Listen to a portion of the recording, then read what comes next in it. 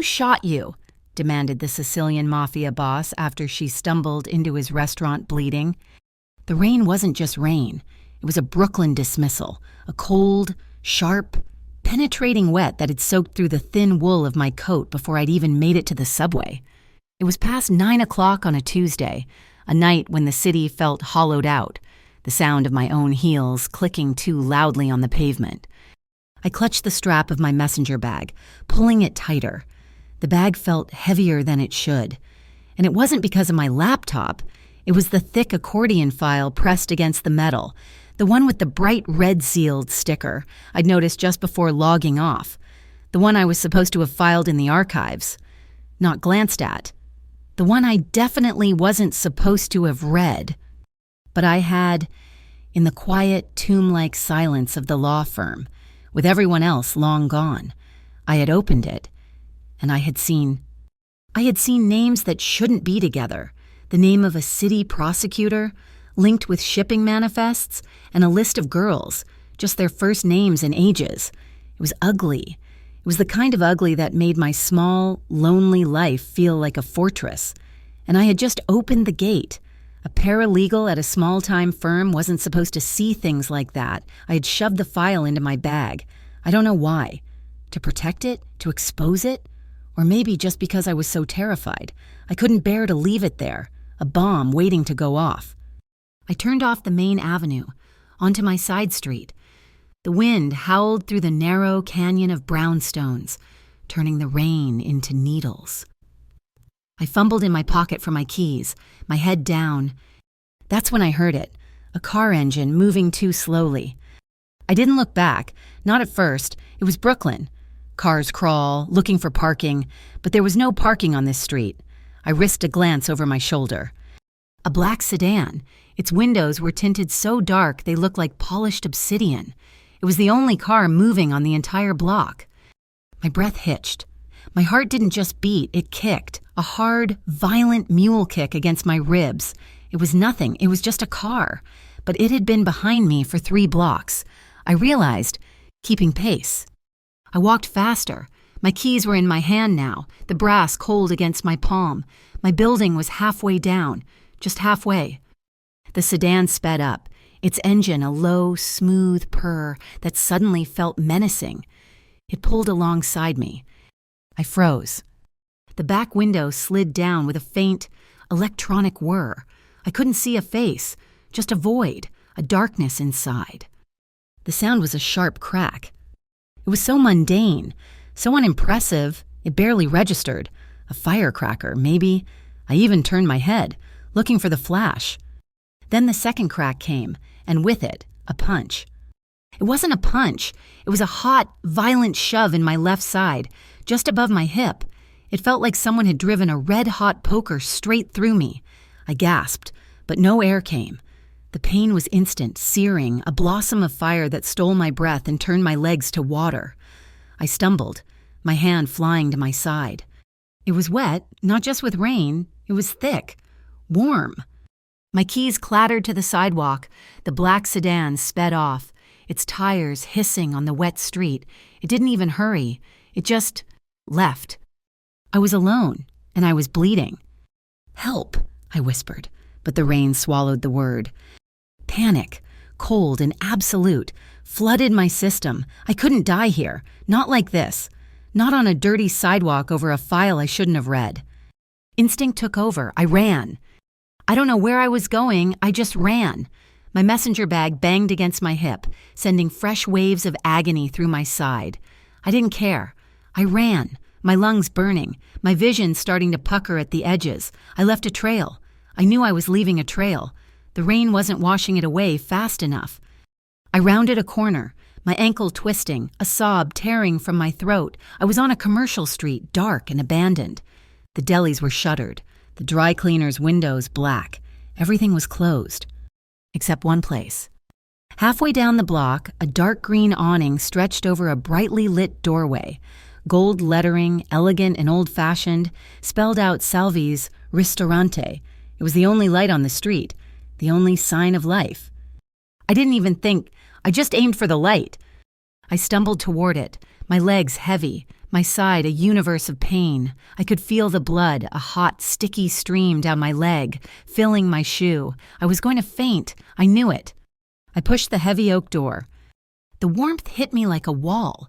It was a blast of smells: garlic, oregano, red wine, and something rich like braised meat. The dining room was quiet, maybe half full. White tablecloths, low lighting, soft music.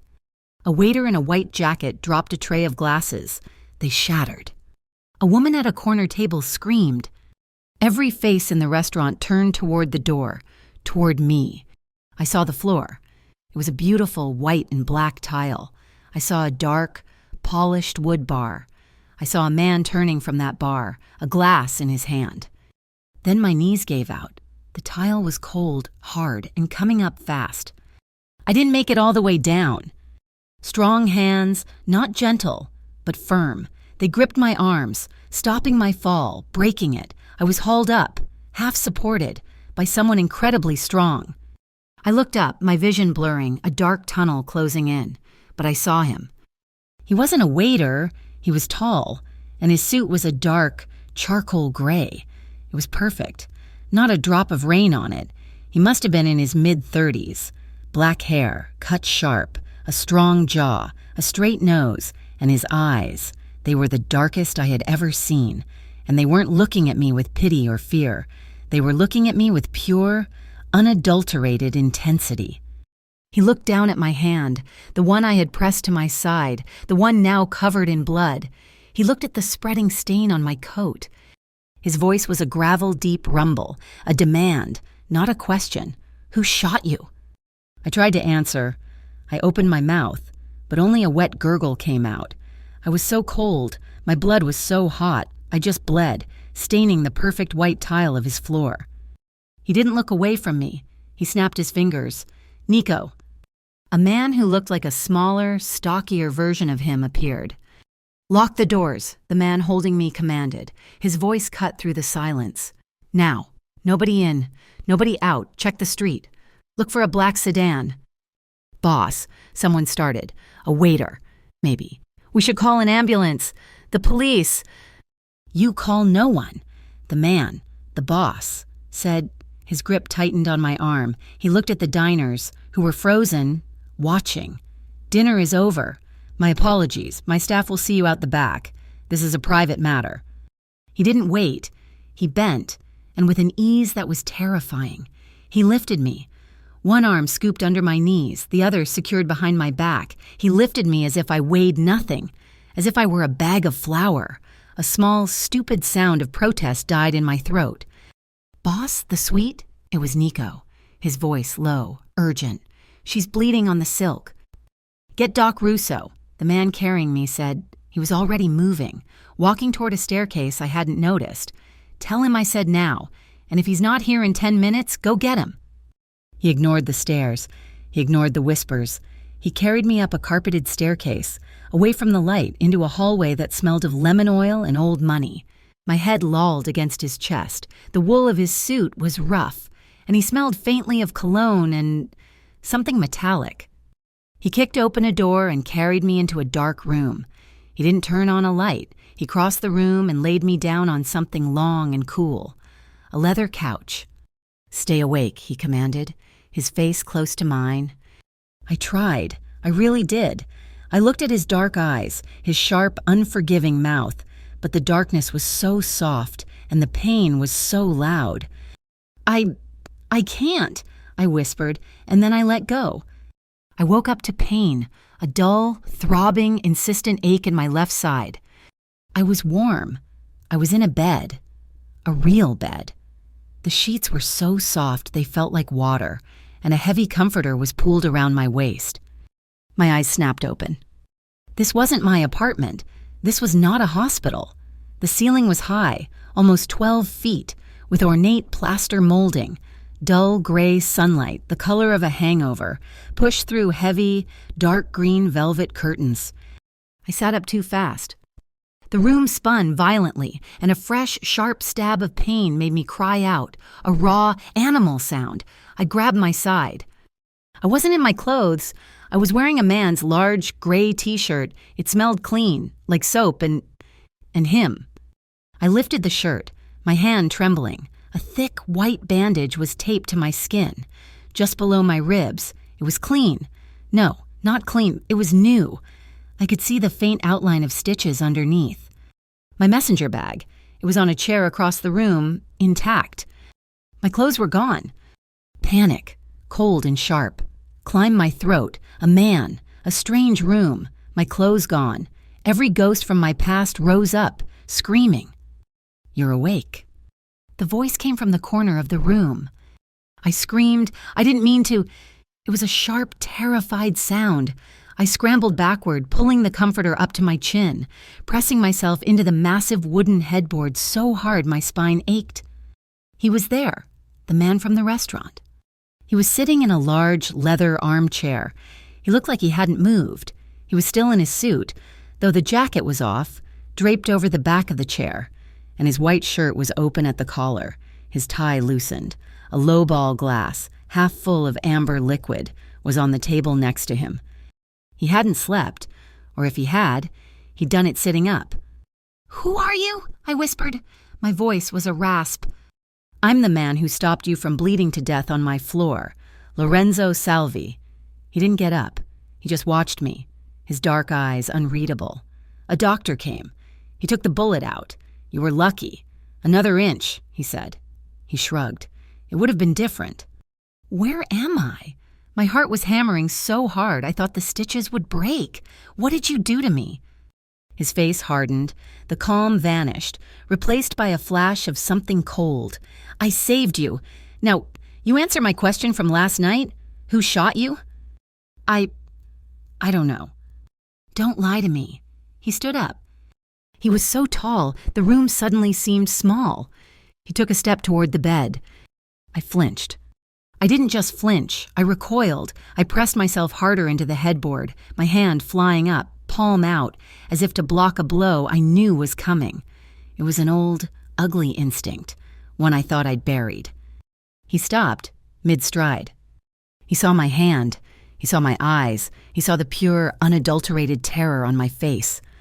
The anger in his didn't vanish, but it shifted. It settled.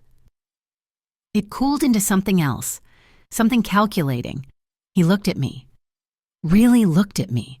For a long, silent moment, I could see the muscles in his jaw working. He took a step back. He actually retreated. "I am not going to hurt you," he said, his voice flat, devoid of emotion. "That's what they always say," I whispered, my voice trembling. "And you're standing in a room with a girl you undressed while she was unconscious. A flicker of something, annoyance? A housekeeper did that, Sophia. She'll be in later. The doctor had to cut your clothes off anyway. They were ruined. They're in the trash, along with the bullet he dug out of you." He gestured to my messenger bag. "And your files are safe." My blood ran cold. "You went through my bag." I had to know who I brought into my home, into my family's restaurant. Camilla Donati, 28, paralegal. You live in a walk-up in Park Slope. You're a long way from home. "You're a criminal," I said. It just came out, an accusation born of terror. He almost smiled. It was a cold, thin expression that didn't touch his eyes. "I own a restaurant. You're in my private suite above it." "I want to go," I said, trying to sound brave. I sounded like a child. "I need to go. I need to call the police." At that, he laughed, a short, harsh, humorless sound. "The police? You think the police are your friends? Someone put a bullet in you on a city street. You think that was a random mugging? You were still wearing your watch. You still had your wallet. They weren't after your money, Camilla." He knew my name. Hearing him say it made my skin crawl. He was right. The thought terrified me. "No police," he said, his voice low, final. "Not unless you ask for them. And if you do, I can't protect you." "Protect me? From what? From who?" "That," he said, sitting back down in the armchair, crossing his legs, "is what you are going to tell me." I just shook my head, my throat closing up. "I can't." He stared at me. "Fine. Stay here. But you're not leaving this room until I have answers." He left. got up and walked out. I heard the click of the lock. A prisoner. I was a prisoner. The day passed in a blur of fear and pain. The woman, Sophia, came in. She was older. With kind eyes and a hard mouth, she brought chicken broth and bread. I wouldn't touch it. She checked my bandage, clucking her tongue. "He saved your life, child," she said in a thick Italian accent. "Eat." I didn't. The pain pills the doctor had left wore off. The pain came back. Not the dull ache, but the fire. The stitches pulled. The wound felt hot, swollen, angry. By nightfall, I was crying. I tried to be quiet. I stuffed my face into the obscenely soft pillow and sobbed, my whole body shaking. It was the pain and the fear and the crushing, absolute loneliness. I was 28 years old, and I was going to die in a mob boss's apartment because of a file I should have left alone. The door opened. I didn't even hear the key. Lorenzo Salvi stood in the doorway, silhouetted by the light from the hall. He'd changed.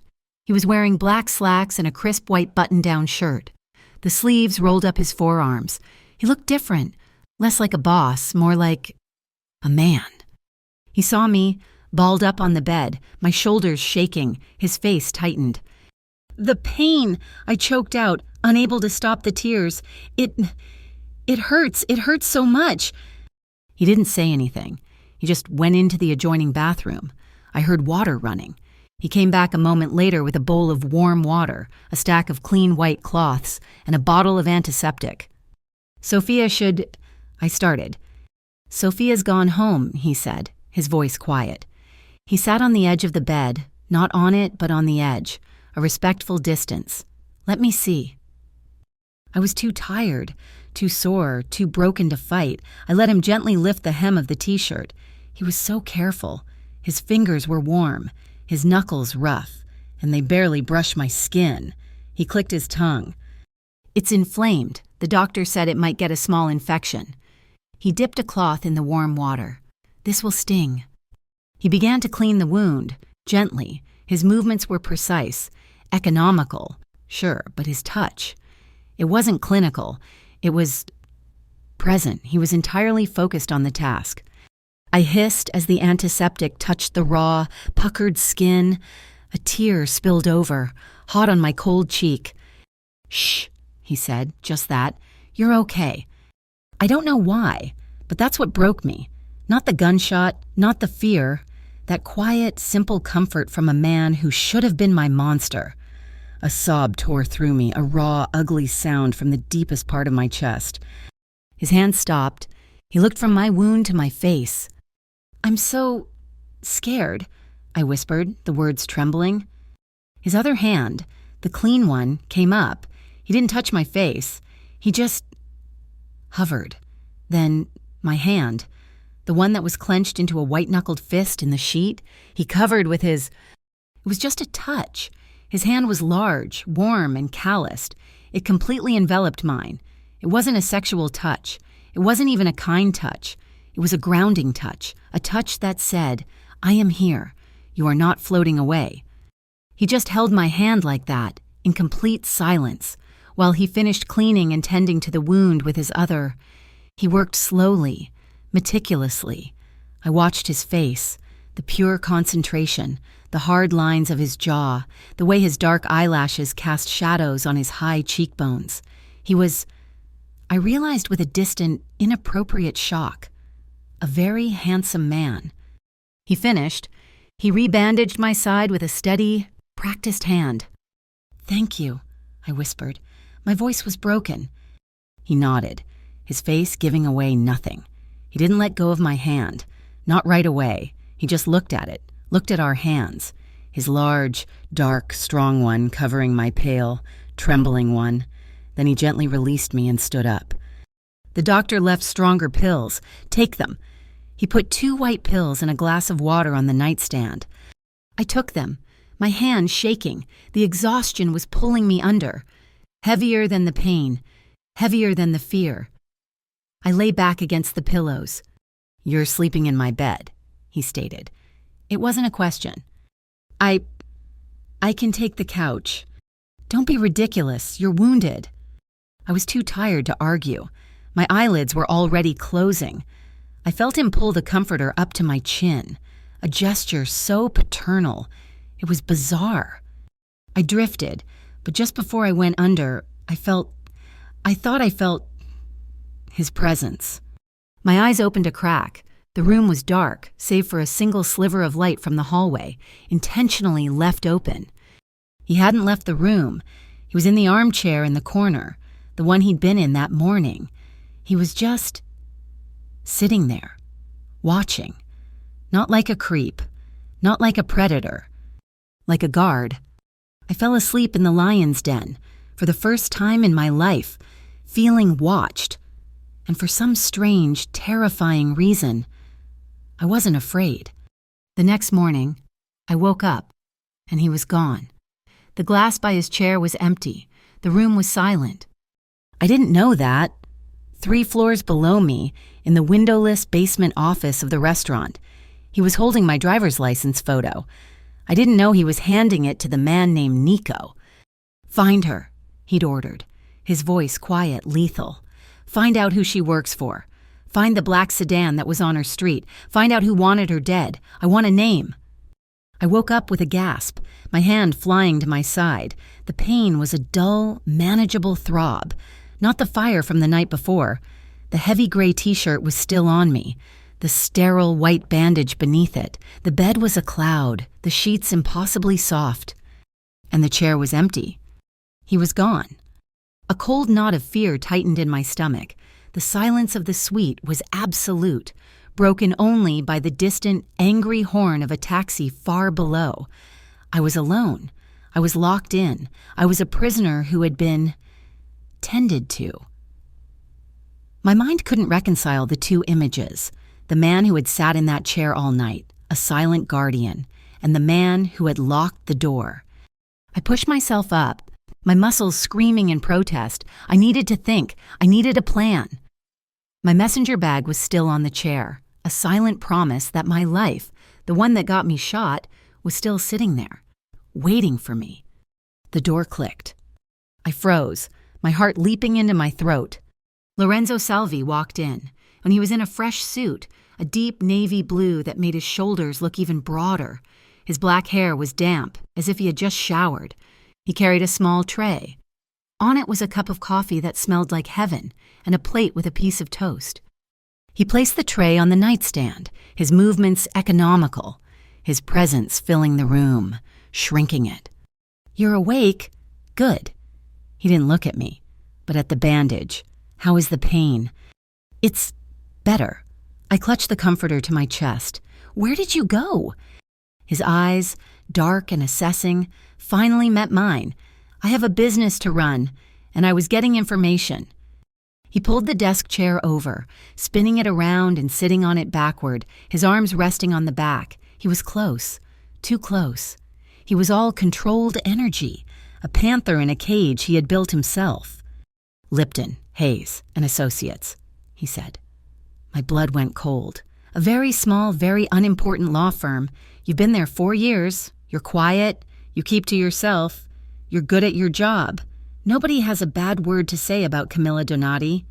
I just stared, my mouth dry. 2 weeks ago," he continued, his voice a low, even rumble, "your firm's case against Councilman Davies was dismissed. Allegations of misconduct. It was messy. It was in the papers. And then, just like that, it was gone. Dropped. Sealed." He leaned forward, just an inch, but it felt like a mile.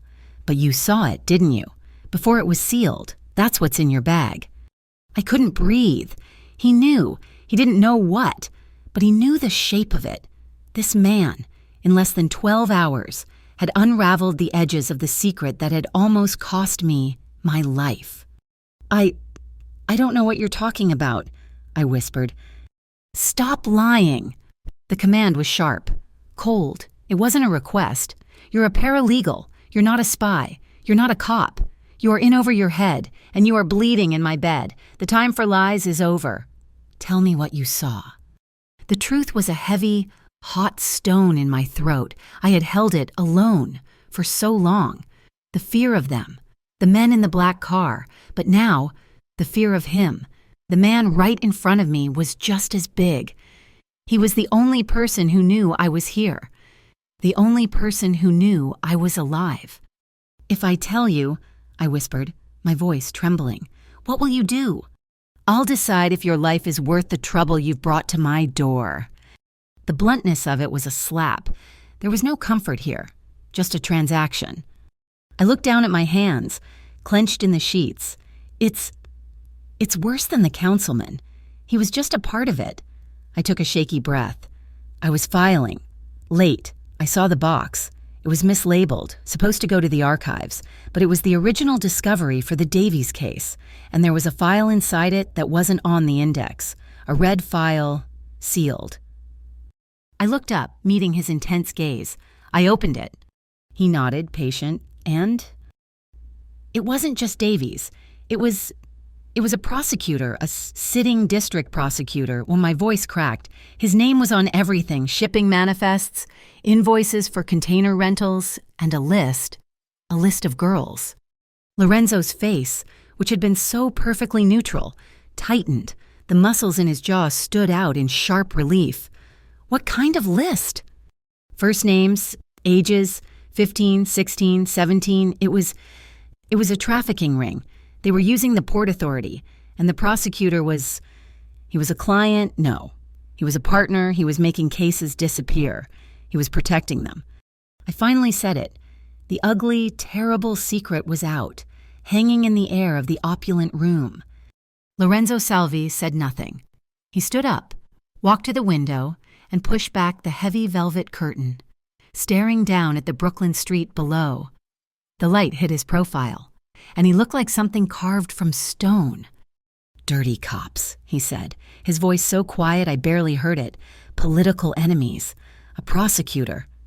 He turned his head, looking at me over his shoulder. His eyes were flat, cold, dead. "You didn't just stumble into a messy case, Camilla. You stumbled into a war, and you took their ammo." I started to cry, silent, hot tears that I couldn't stop. I didn't mean to. I saw it, and I couldn't just put it back. I thought I could give it to someone. A reporter, the FBI. "The FBI?" he scoffed. "You think they're clean? You think the prosecutor doesn't have friends? You're lucky you're not at the bottom of the East River." He turned away from the window, and I saw it. I saw the calculation. His hand went to the back of his neck, rubbing it. He was debating. He was deciding. He was deciding my fate. "This is not my business," he said, mostly to himself. "This is not my world." "Please," I begged, the word tearing out of me. "Please, you can't. You can't make me leave. They'll kill me. They will kill me." He looked at me, his face a mask of cold control. "You're right, they will." He stared at me for a long, agonizing moment. I felt like a bug under a microscope. He was weighing my life against the trouble I brought, and then he sighed. A deep, frustrated sound. "Eat your toast, Miri Naus," he said, nodding to the tray. "You're not going anywhere for now." He left me with that, not a promise of safety, a postponement of danger. For 2 days, I was a ghost in his suite. Sophia, the housekeeper, brought me food. She brought me a set of plain gray sweatpants and a new t-shirt. They were soft, expensive. Probably his.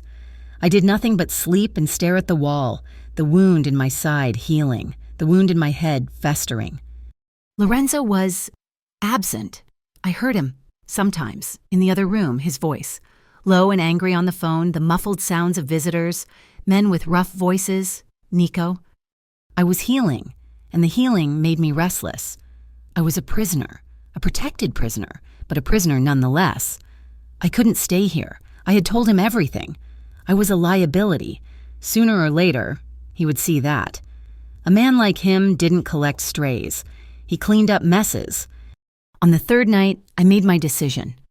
I waited until I heard him leave. I heard the front door of the suite close, heard the unmistakable click of the lock. My heart hammered, now! I swung my legs out of bed. The room spun, but I grabbed the bedpost, steadying myself. The pain in my side was a sharp, pulling sensation, but not the fire from before. I could move. I dressed quickly in the gray sweatpants. I pulled on my own sneakers, which Sophia had cleaned and left in the closet. I grabbed my messenger bag. The file was still inside. It felt like it weighed 100 pounds. I crept to the door. I put my ear against the wood. Silence. With a trembling hand, I twisted the knob. It was locked, of course. But I had spent my life around difficult men. I knew things. I went into the bathroom, opened the cabinet. I took a bobby pin from a small dish. Sophia's. Probably. My hands were shaking so badly I dropped it twice, but I knew how to do this. An old, ugly skill from an old, ugly life. I jammed the pin into the simple privacy lock. I jiggled it, my breath held in my chest. A dull clunk. The knob turned. I was free. I opened the door. A crack. The hallway was dark, lit only by a single sconce far down. It was long, so long, it led to the stairs that led to the restaurant, to the street, to freedom. I took a step, then another. My side was screaming, "Just get to the stairs. Camilla, just get to the stairs." Halfway down the hall, my vision started to pucker. The walls felt like they were breathing. I was dizzy, so dizzy. The blood was rushing in my ears. I was too weak. I had moved too fast. "No," I whispered. "No, no, no." My knees gave out and the carpeted floor rushed up. But I never hit it. He was there, as if he'd stepped from the shadows themselves. One second, I was falling. The next, I was being lifted, scooped up against a chest as hard as a brick wall. Lorenzo. He hadn't left. He'd been waiting. "You little fool," he murmured. His voice wasn't angry. It was tired, a deep, bone-weary frustration. "Where did you think you were going?" He carried me. He carried me back into the suite, back into the bedroom, as easily as he had the first night. But this was different. I wasn't unconscious. I was terribly, humiliatingly awake. My arms were looped weakly around his neck, my face pressed against his shirt. He smelled of soap and that faint, metallic scent. He was so warm. He laid me on the bed as gently as if I were made of glass. "They would have found you before you made it to the subway," he said, his voice flat. "Is that what you want?" "I can't stay here," I cried, the tears of frustration coming. You're a mob boss. I'm a witness. I'm a danger to you. You're going to get rid of me." He looked at me, his face unreadable.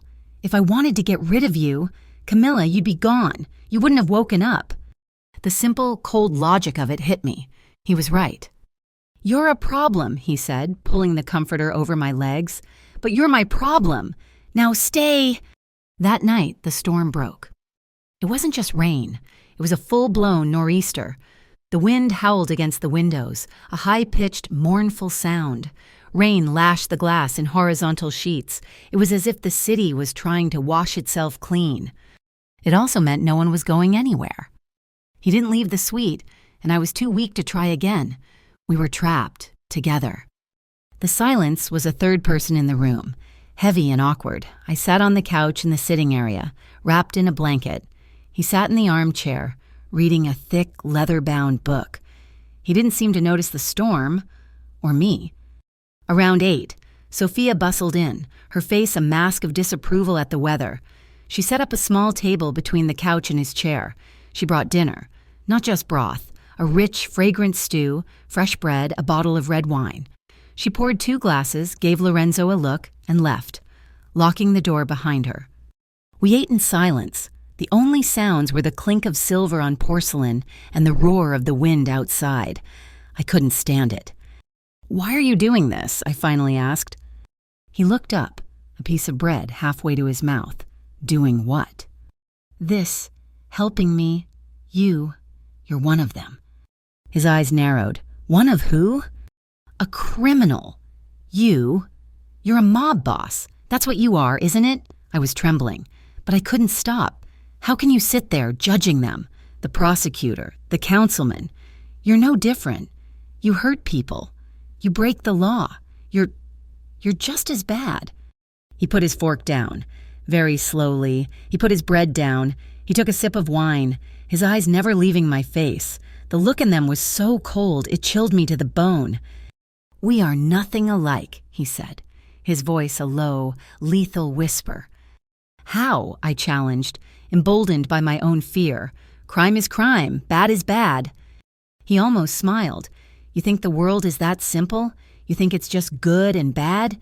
My world has rules. It has lines. It has a code. What I do for my family, for my people. What they do," he spat the word, "they do for their own sick appetites. They are chaos. They prey on the weak, on the unprotected." He leaned forward, and the intensity in his gaze was terrifying. It was a fanatic's gaze. "I don't touch children," he said, each word a spike of ice. "I don't touch women, and I kill those who do." I just stared at him, my breath caught in my throat. He wasn't boasting. He was stating a fact, a creed. He was a monster, yes. I had no doubt of that, but he was a monster who drew a line in the sand, and the men I was running from, the men who trafficked in 16-year-old girls, they lived on the other side of that line. The air in the room was thick, charged with the storm outside and the confession inside. He stood up, walking to the window, staring out at the maelstrom. The tension was unbearable. I don't know what possessed me, but I stood up, too. I walked over to him, standing a few feet away, watching the rain lash the glass. "You're brave," he said, his voice soft, not looking at me, "but you're in a world you don't understand. You don't belong in their world, Camilla." He turned his head. "And you're not ready to fight alone." He was so close. I could feel the heat radiating from him. He lifted his hand, his fingers tracing the line of my jaw. So lightly. His thumb was rough. He brushed a stray piece of hair from my cheek, his touch surprisingly gentle. My heart was going to beat out of my chest. He was right. I was alone. I was terrified. And this dangerous, violent man was the only thing standing between me and them. I did it. I don't know why. Maybe it was gratitude. Maybe it was the wine. Maybe it was the desperate, crushing need to feel safe, just for 1 second. I leaned in, I stood on my toes, and I kissed him. It was soft. My lips were trembling. It was hesitant. A question. He froze. His entire body went rigid, his hand on my cheek stilled. He pulled back, just an inch, his dark eyes wide, searching mine. He looked shocked. He hadn't seen it coming. I felt a wave of humiliation. I started to pull away. I'm sorry. I shouldn't. A low sound rumbled in his chest, a groan. "No," he growled. "You shouldn't have." And his mouth was on mine. It wasn't a question. It was an answer. It wasn't gentle. It was a drowning. His hand, the one that had been on my cheek, tangled in my hair, gripping the back of my head, holding me in place. His other arm snaked around my waist, yanking me against him, flush against his hard body. It was a kiss of pure, controlled violence. It was hot and deep and demanding. It stole my breath, my thoughts. All I could feel was him, the heat of his mouth, the rough stubble on his jaw, the solid wall of his chest. I wasn't a participant. I was a casualty, and then I wasn't. My hands, which had been in fists at my sides, flew up. Grabbing the front of his shirt, I clung to him, I kissed him back. I met his hunger with my own desperation. It was a raw, frantic, wordless conversation. His hand on my waist moved. It slid up my back, under the t-shirt. His warm, calloused palm flat against my bare skin. A jolt, pure and electric, shot through me. I gasped against his mouth. He took that as an invitation. He deepened the kiss, his tongue sweeping my mouth. He was possessive. He was claiming.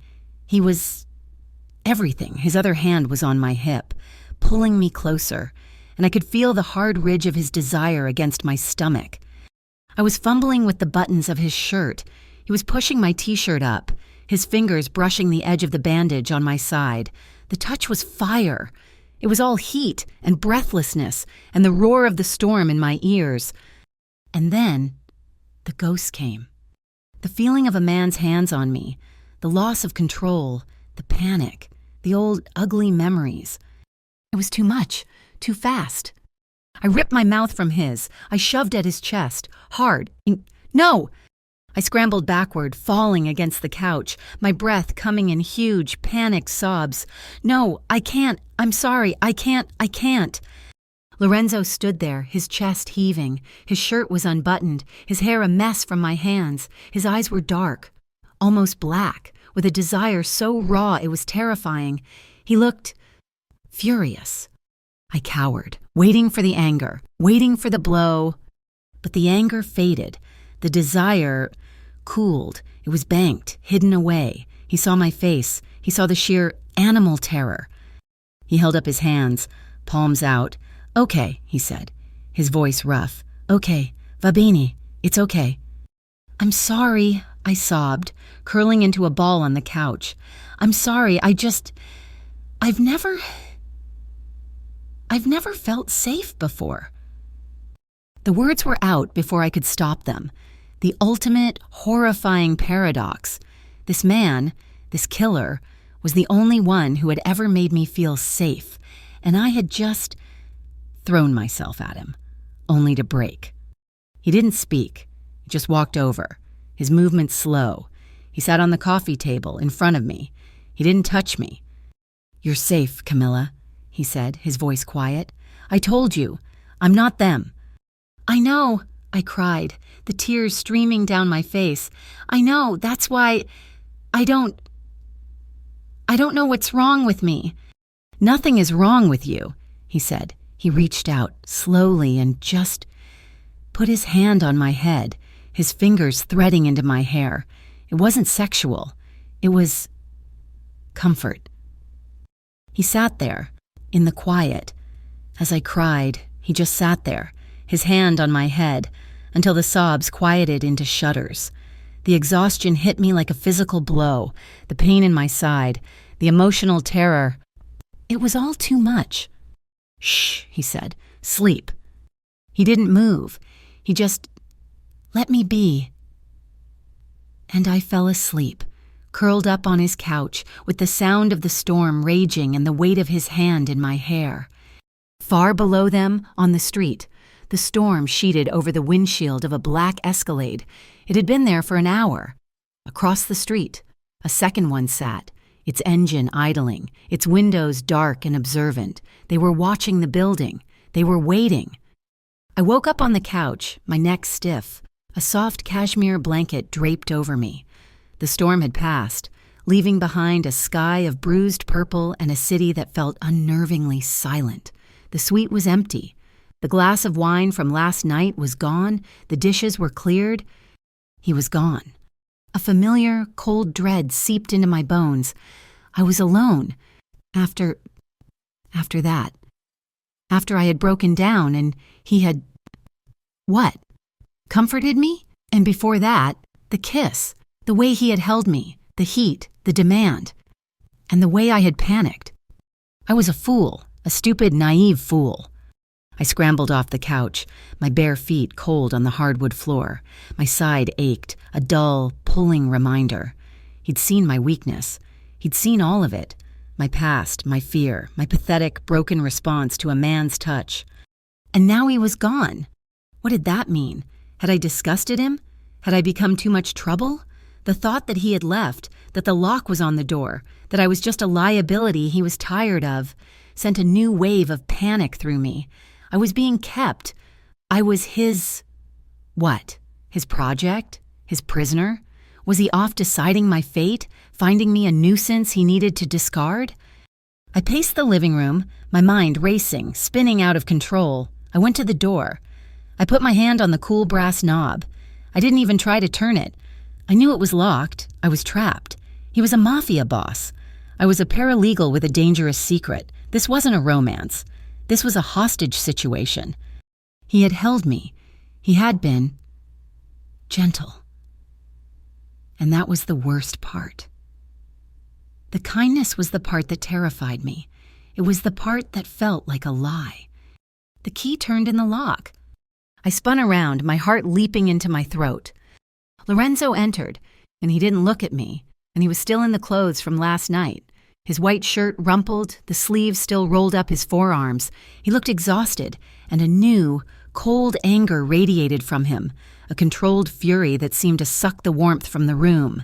He walked straight to the small bar in the corner, unstoppered a decanter, and poured 2 fingers of amber liquid.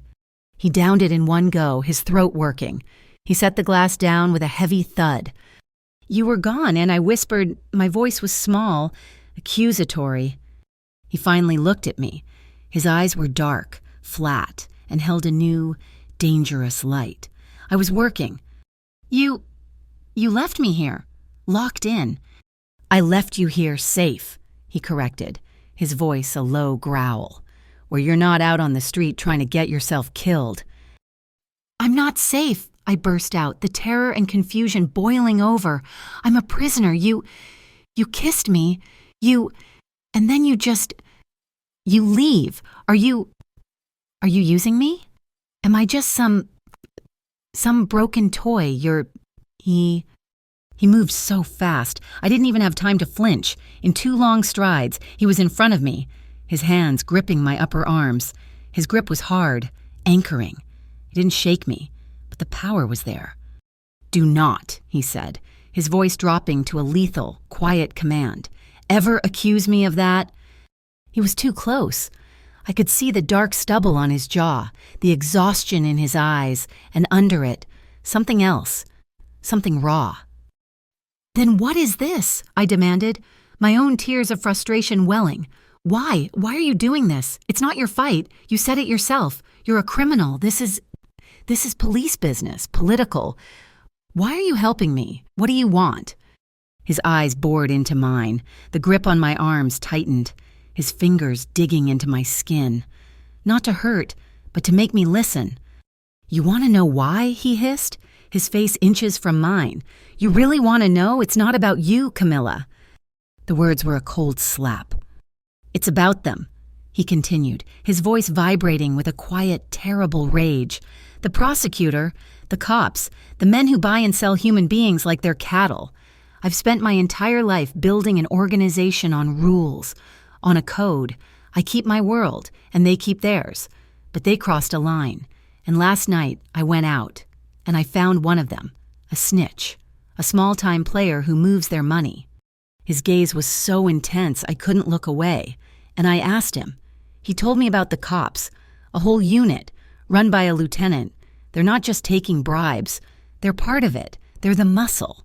They're the ones who make girls disappear. He let go of one of my arms, his hand balling into a fist at his side. I've seen men like them win. I've seen them walk away, their hands clean, while everyone else burns.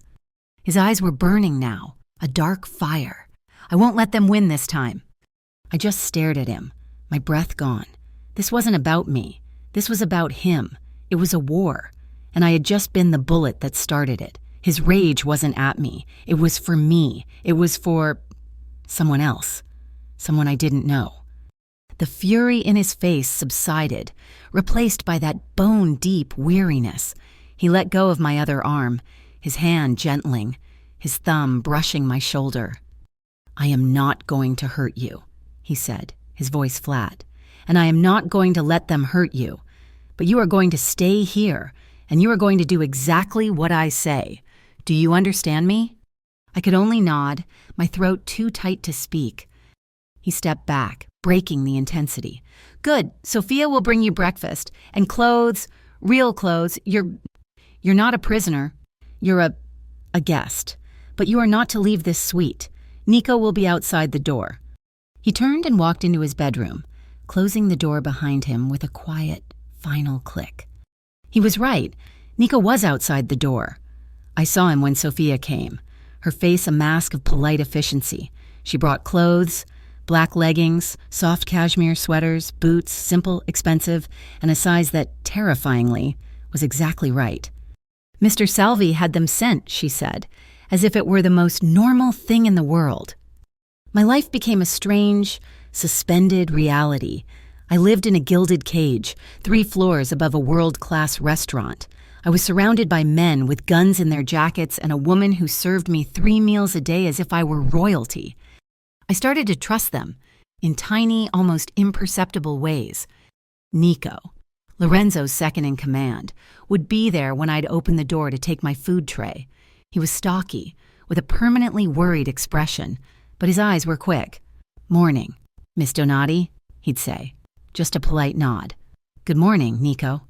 I'd reply, "One day," I asked, Is he okay, Mr. Salvi?" Nico's expression didn't change, but his eyes softened. Just a fraction. "The boss, he's managing. It's a complicated situation. Miss, he appreciates you. Cooperating." Sophia was different. She was the one who saw my vulnerability. She'd bustle in, changing the sheets on the massive bed. "You're healing well," she said one afternoon, glancing at my side as I changed my own bandage. It doesn't hurt as much.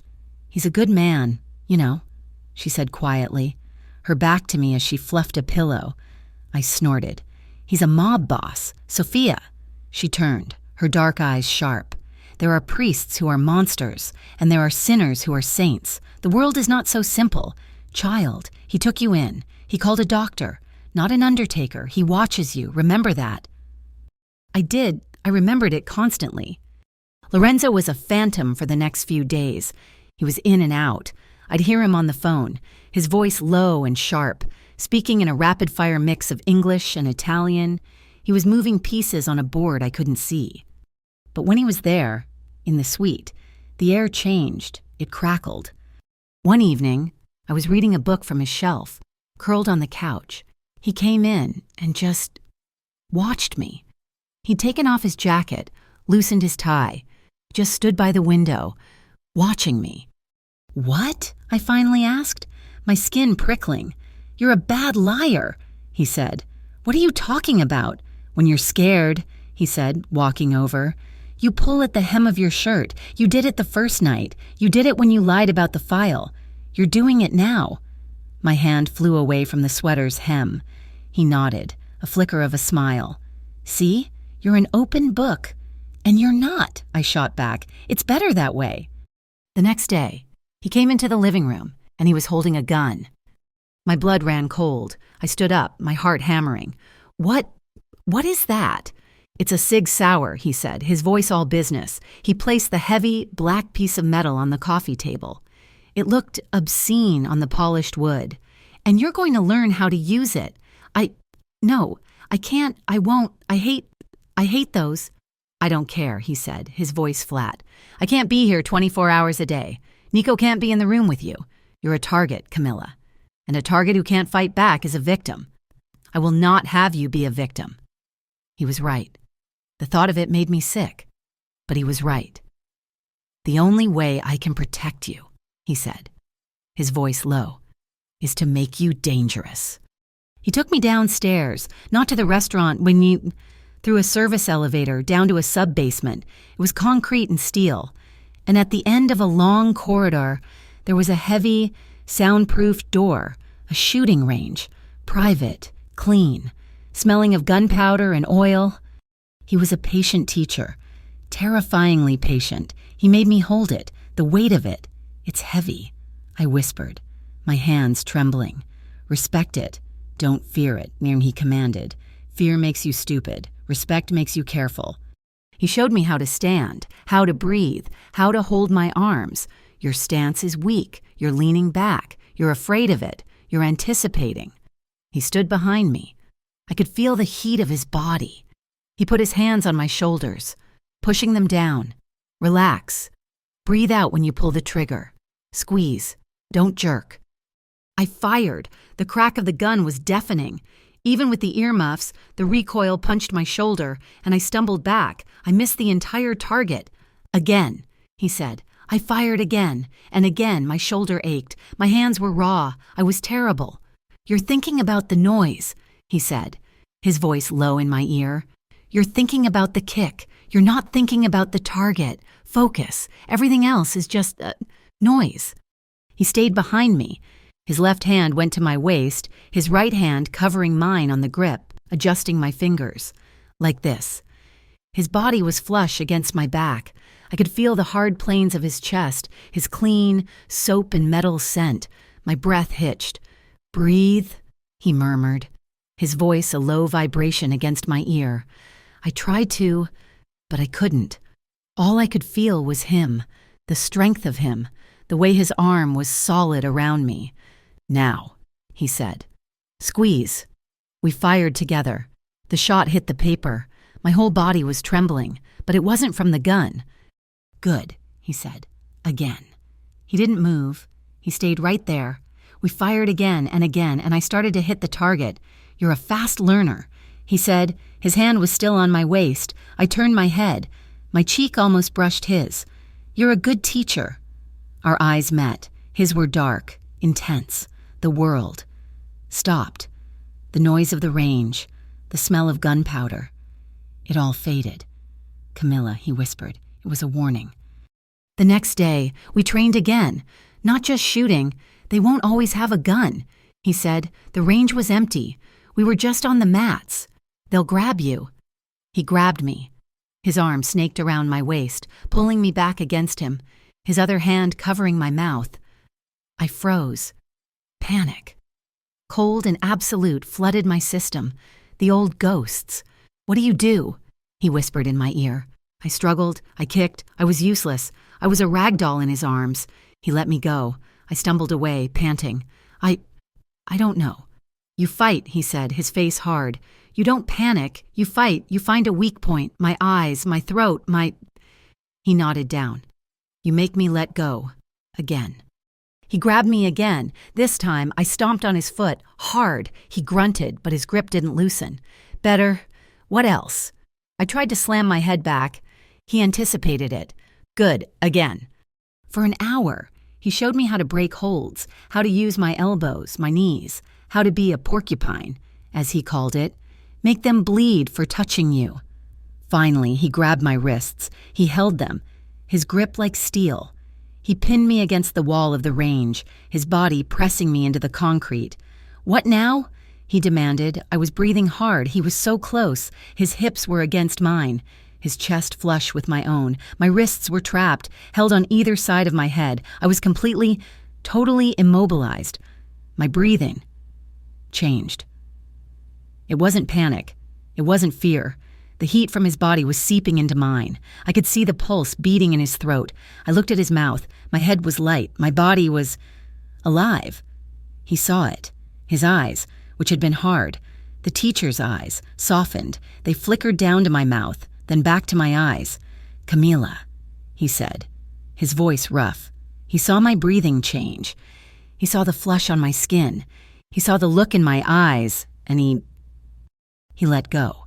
He started to back off. He released my wrists, his face tight with control. That's enough for today. You did." He remembered. He remembered my panic. He was being a gentleman. But I was different. I was tired of being afraid. I was tired of panicking. He was backing away, and I didn't let him. I grabbed the front of his shirt, my fists clenching the material. I pulled him back. His eyes widened. He hadn't expected it. "Camilla, don't what?" I whispered, my voice shaky but strong. "Don't want this. Don't want you." I stood on my toes, and I pulled his mouth down to mine. This time, it wasn't a desperate, hesitant question. It was a statement. His lips were firm, unmoving. He was resisting. He was letting me lead. I kissed him, long and slow. I poured every ounce of fear and gratitude and the strange, terrifying new desire I felt into it. I kissed him until my lungs burned. Then, with a low groan that seemed to be ripped from his very soul, he kissed me back. His control snapped. His hands, which had been at his sides, came up, framing my face, his thumbs stroking my cheekbones. His mouth wasn't demanding. Not like the first time. It was exploring. It was deep and slow and wet. It was a question and an answer, all at once. My hands uncurled from his shirt, sliding up, my fingers tangling in the thick, dark hair at the nape of his neck.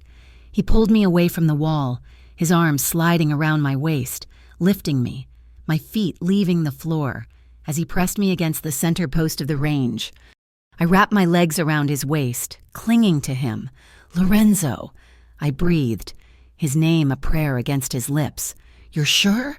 he rasped, his forehead pressed against mine, his breathing as ragged as my own. I'm not afraid," I whispered. "Not of you." That seemed to be all he needed. His mouth was on my throat, his lips and teeth tracing a hot line down my neck, sending shivers through my entire body. I arched back, giving him access. His hands were everywhere. They were strong and sure. One hand held me pinned to the post, his arm a steel bar around my back. His other hand slid up, under my sweater. I sucked in a breath.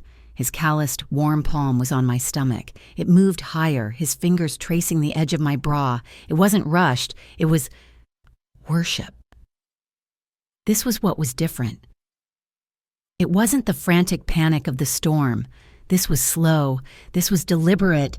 This was trust. I wanted him. Camilla Donati, the girl who flinched from shadows, wanted this dangerous, complicated man. He fumbled with the hem of my sweater. I pulled back, breaking the kiss. I pulled the sweater over my head, my hair tumbling down. I tossed it aside. His eyes were black. They roamed over me, my simple black bra, the pale skin, the white bandage still starkly visible on my side. His hand came up, his fingers tracing the edge of the bandage. He didn't touch the wound. He just traced the tape. His face was unreadable. "He hurt you," he whispered. "You saved me." I replied. I leaned in and kissed him again. And this time, there was no hesitation. There was no holding back. It was a raw, emotional flood. It was the bruising on my soul meeting the anger in his. It was desire. Yes, but it was a release. It was a drowning. He held me, his hands tracing the lines of my back, his mouth devouring mine. It was a silent, desperate promise. He was claiming me. I was letting him. I was claiming him back.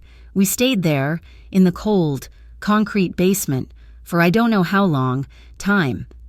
It just stopped. It was just heat and touch and breath. He carried me back upstairs. He didn't take me to his bed. He took me to mine. The bed that had become mine, in the suite that had become my sanctuary. He laid me down. His movements slow, deliberate. He never broke eye contact. He fell asleep. Hours later, the moon high in the sky. He was on his side, his arm slung possessively over my waist. I was curled against his chest, my head on his shoulder. My skin was bare. His was bare. I had traced the old, faded scar on his ribcage. He had traced the new, healing one on mine. I was half awake, drifting in that perfect safe space between sleep and consciousness. He was whispering. I thought he was talking to me, but his eyes were closed. He was asleep. He was whispering in Sicilian. The words were soft, a guttural murmur against my hair. Anima mia. I didn't know what it meant. Piccerida, sei al sicuro, sei al sicuro. I didn't understand the words, but I understood the tone. It was the sound of a man who had been at war, finding, for a single night, a moment of peace. I woke to the sound of shouting, not in the suite, downstairs, followed by the unmistakable, horrific sound of shattering glass, a lot of glass. Lorenzo was awake before my eyes were even open. He moved like a panther, rolling off the bed, grabbing his slacks. He was at the door, pulling on his shirt in seconds. What is it?" I said, pulling the sheet up to my chin. "Stay here," he commanded. "Don't move from this room." His phone buzzed on the nightstand. He snatched it up. "Nico." He listened. His face, which had been soft in sleep, turned to stone. "What was it?" he said, his voice flat. He listened again. "A photo?" He was silent. Then, his voice dropped to a temperature so cold it made me shiver. "I'm coming down. Lock the front. Nobody touches it." He hung up. He looked at me. "Lorenzo, what's happening?"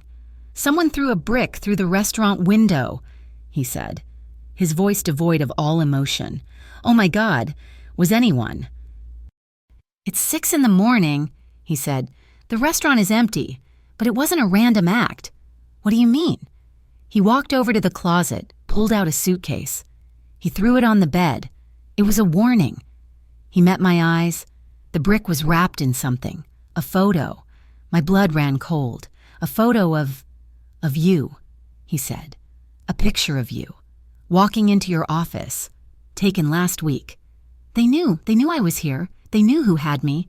Pack your things, Lorenzo said, his voice hard, final. We're leaving, now. Where are we going? He looked at me, his face a mask of cold fury. Somewhere they can't find you, somewhere safe. I have an estate on Long Island. We're going there. He was no longer my teacher. He was no longer my lover. He was the boss, and his fortress had just been breached. The estate on Long Island was beautiful.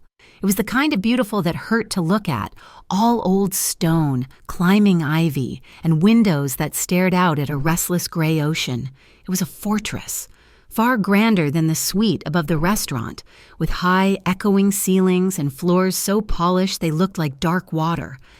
And it was the loneliest place I had ever been in my life.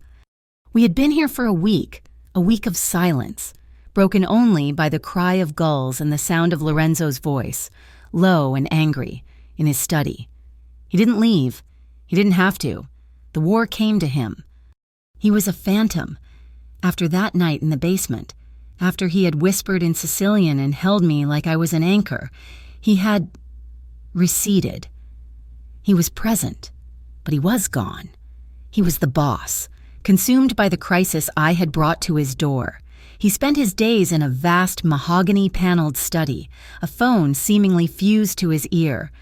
Nico and other men I didn't know came and went in dark sedans, their faces grim, their meetings quiet and urgent. I was left alone. I was safe. I was a ghost in his castle. I would see him at night. He would come out of the study, his face etched with exhaustion, his tie ripped off, his shirt open at the collar. He would find me, curled on a sofa in a cavernous living room, reading a book I couldn't focus on. He would just stop. He would watch me, his expression unreadable, a muscle working in his jaw. You should eat, he would say, his voice rough. I did. A housekeeper came. I don't even know her name. Her name is Mrs. Davies. She won't talk to you. She's paid not to. He wouldn't come closer. The intimacy we had shared, that raw, desperate connection in the basement, might as well have happened in another lifetime. He was the boss again, and I was the problem he was managing. The distance was a chasm, wider than the Long Island Sound I could see from the window. It was a cold, physical ache.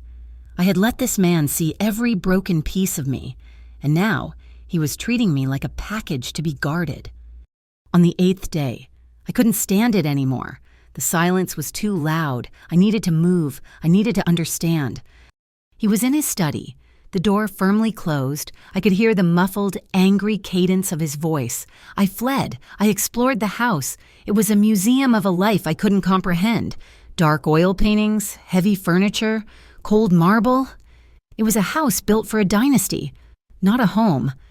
I found another room, at the end of a long, sun-dusted hallway. It wasn't a study. It was a sitting room. It was smaller, softer. The furniture was lighter, cream and gold. It felt feminine. And it was a shrine.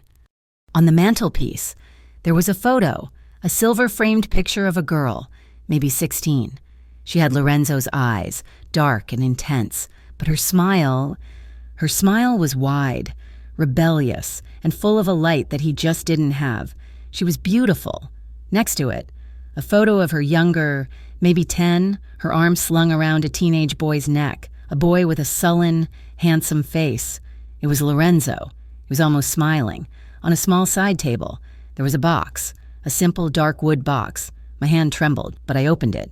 Inside, there were mementos, a dried corsage, a silver locket, tarnished, a ticket stub from a concert, and under it all, a folded piece of paper. It was a program from a funeral in loving memory of Julia Salvi, 1992 to 2009, 17. She was 17. My blood ran cold. There was something else. A newspaper clipping, Folded small, the headline was discreet, from a local paper. Local teen found dead in city hotel. Police suspect overdose. A hotel? 17? I don't touch children, I don't touch women, and I kill those who do. His rage, his absolute visceral hatred for the men in the file, the way he had reacted when I told him about the prosecutor, the list of girls, the way he had whispered in Sicilian, Picurita, little one. I sank onto the small damask sofa, the clipping in my hand. It wasn't pity. He wasn't helping me because he was a good man, or because he felt sorry for me. It was guilt. It was grief. I was a ghost. I was a stand-in for his sister. I was his chance to get it right, to save the girl he couldn't save all those years ago. The realization was a cold, hard stone in my stomach, the distance he kept. It wasn't about managing a crisis. It was about her. Looking at me was like looking at her ghost. I sat there for a long time. Then a new feeling replaced the cold, a slow, burning anger. I wasn't his ghost. I wasn't his penance. And I was tired of being a protected package. If he wouldn't act, I would. I went back to his study. He was gone, probably pacing the grounds, his phone still to his ear. His laptop was open on the massive desk. I sat in his chair. It was still warm. My hands were shaking, but my mind was clear. I was a paralegal. I knew how to be careful. I used a private browser. I found the name of an investigative reporter at the New York Times, a woman known for breaking stories about police corruption. I opened a new, encrypted email. I have proof of a human trafficking ring involving a sitting prosecutor and several high-ranking members of the NYPD. I have sealed files. I wrote it all. I poured out everything, the file, the names, the manifests. I was so focused, I didn't hear the door open. "What the hell do you think you're doing?" Lorenzo's voice was not a shout. It was a low, lethal vibration that struck me in the spine. I spun around in the chair. He was standing in the doorway, his face a mask of cold, white-hot fury. I see what you were doing. He crossed the room in 2 strides, his hand clamping down on the laptop, slamming it shut. "Are you insane? They need to be stopped," I said, standing up, my own anger rising. You're just sitting here, managing. You're not doing anything. I'm not doing anything," he hissed. He grabbed my arm. "I'm trying to navigate a war without getting us all killed. I'm moving my men. I'm finding their leverage. I'm building a case my own way. And you, in 5 minutes, would burn it all to the ground. You would get yourself killed. That reporter killed, and God knows who else. It's the truth." "The truth?" He laughed, a short, bitter sound. He grabbed a piece of paper from his desk, a draft. I had written a draft first. This is a suicide note. He pulled a silver lighter from his pocket. He flicked it open. The flames snapped to life. "No!" I cried, reaching for it. "You can't!" He held me back with one hand, his arm a steel bar. He held the paper to the flame. It caught, curling, turning black at the edges. "It's too dangerous," he said, his voice flat. He dropped the burning paper into a heavy glass ashtray, where it collapsed into gray ash. "Dangerous? Dangerous." I was shaking with rage. You, of all people, are talking to me about danger. You kill people for a living. Lorenzo, you have guns in your basement. You're a hypocrite. "I'm a hypocrite, Mike," he said, his voice deadly calm. "Because I'm stopping you from walking into a sniper's scope? Because I'm stopping you from emailing a target list to the very people who want you dead? They are watching everything. You naive, stupid girl. I am not stupid," I shoved him hard in the chest. He didn't budge. "And I am not a girl. And I am not Julia." His face went white. The blood drained from it, leaving only a dark, furious burning in his eyes. He had no idea I knew. "Don't," he whispered. "Don't you ever say her name." Why? I was crying now, hot, angry tears. "Because it's true. Because you're not saving me. You're just trying to save her? I'm not your ghost, Lorenzo. I'm not your second chance. You can't just burn my choices and lock me in a house?" "I am keeping you safe," he roared, his control finally snapping. something I am supremely qualified to do. You're hiding me. You're hiding, just like you're hiding from them. You're scared of them. The big, bad mafia boss is scared of a few dirty cops. Get out, he said, his voice dropping. I'm tired of being in this cage. I said, get out, Mai. He pointed to the door. Fine. I turned and I ran. I didn't just leave the room. I ran through the cold, marble foyer, past the silent statues. I saw the large French doors that led to the patio. A storm was breaking.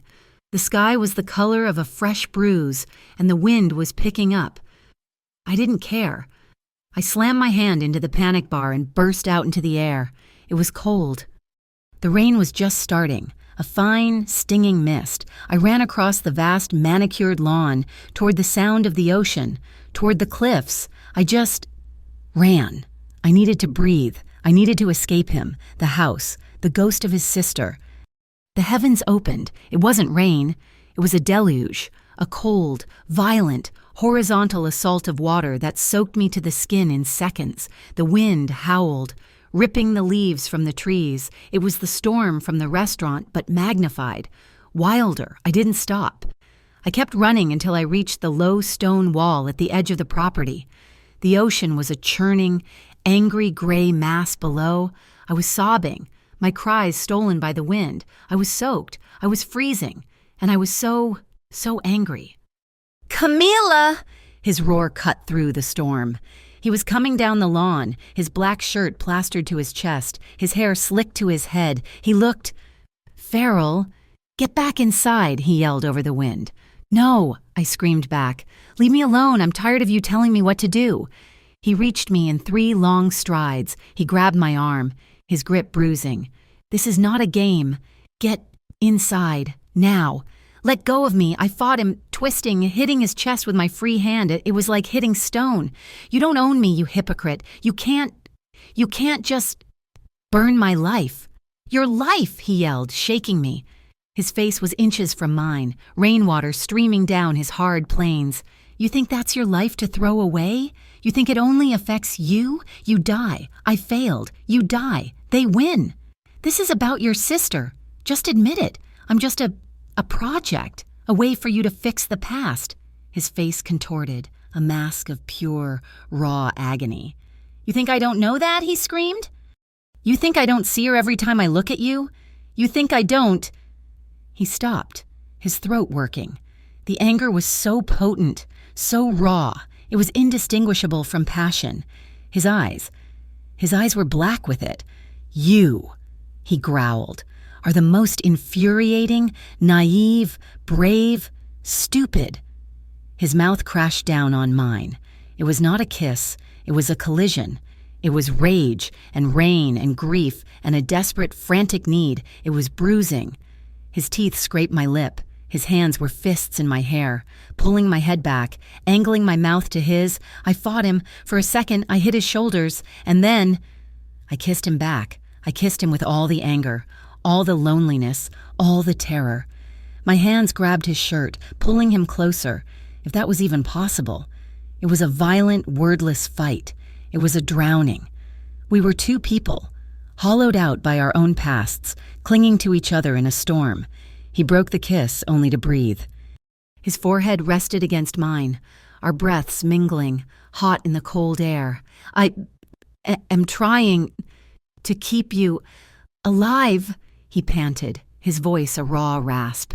Then trust me, I sobbed, my lips trembling, bruised. He kissed me again, harder. He lifted me from my feet, my legs on pure instinct, wrapped around his waist. He was carrying me, striding back toward the house, his mouth never leaving mine. It was a frantic, desperate, possessive act. He kicked the French door open, the wind howling into the house behind us. He didn't put me down. He carried me through the foyer, up the sweeping staircase, his mouth locked on mine. We were leaving a trail of water, our clothes clinging, our skin on fire.